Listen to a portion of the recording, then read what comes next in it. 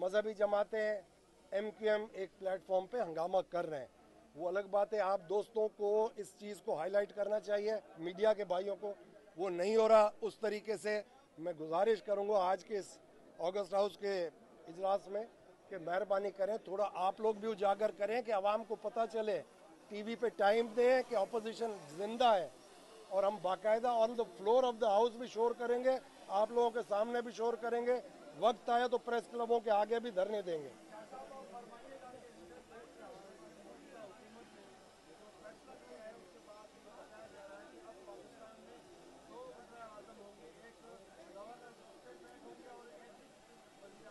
आप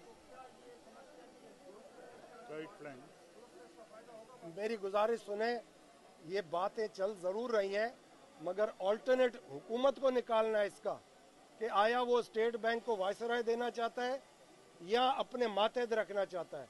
क्योंकि जब आप किसी से पैसा लेते हो इंटरेस्ट पे, तो इंटरेस्ट देना मस्ट है, अगर नहीं दोगे तो आपकी क्रेडिबिलिटी ख़राब होगी। तो हम अब इस वक्त अपनी आगबत और क्रेडिबिलिटी बचाने में मसरूफ़ हैं। अल्लाह करे खैर हो, ये वक्त मुश्किल है, निकल जाना चाहिए। 3 महीने का टाइम है, आर या पार वाला काम हो सकता है।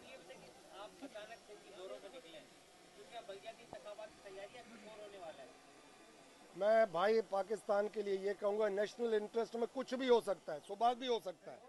बड़ी मेहरबानी।